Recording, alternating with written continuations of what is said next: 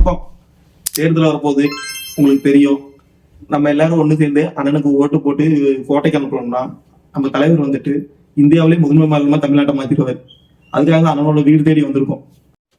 தம்பி, நானுமே மாற்றத்தை தான் எதிர்பார்த்துட்டு இருக்கேன். தம்பியோட போராட்டத்தையும் தைரியத்தையும் பார்க்கும்போது தம்பி நம்பாலதான் இருப்பீங்கன்னு நினைக்கிறேன். எனக்குமே போராட்டம் போராளினாலும் போராளி தான்.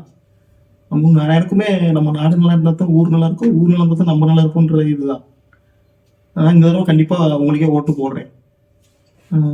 எல்லாம் சரி, ரூபா எவ்வளவு கொடுப்பீங்க? ஆனா காசெல்லாம் கொடுக்க மாட்டோம். ஜெயிக்க வச்சா நல்லது பண்ணுவோம். அப்படி இல்லையா? நீங்க வேணா அவங்க கிட்ட காசு வாங்கிக்கிங்க, நமக்கு ஓட்டு போடுங்க. என்னப்பா என்னை பார்த்தா பச்சோந்தி பையன் மாதிரி தெரியுது உனக்கு? தம்பி பார்க்க நம்ம ஆளு மாதிரி இருக்கீங்க, ஆனா பேச்சு ஒண்ணும் அப்படி இல்லையே.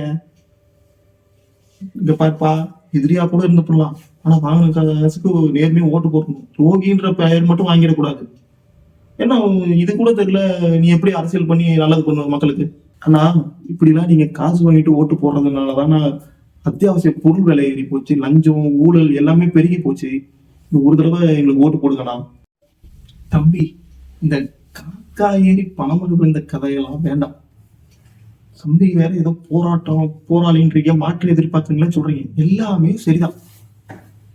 அவங்க 2000 ரூபாய் கொடுக்குறீங்களா? உங்களுக்கு வேணாம், அவங்களுக்கு வேணாம். நீங்க ஒரு 2500 ரூபாய் கொடுங்க. அண்ணன் நேர்மையா உங்களுக்கு ஓட்டு போடுங்க. நான் கண்டிப்பா காசு வாங்கிட்டுனா அதை மீறி வேற யாருக்கும் போட மாட்டேன். யார் அதிகமா போடணும் அவங்களுக்கு தான் போடுவேன். என்ன சொல்றீங்க?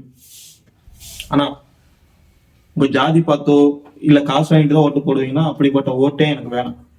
உங்களுக்கு யார் நல்ல தரவுன்னு தோணுதோ அவங்களுக்கு ஓட்டு போடுங்க. வாழ்த்துக்கள் வாழ்த்துக்கள். போங்க, அவங்கள தான் தேடுறாங்க. போயிட்டு நல்லது பண்ணுங்க.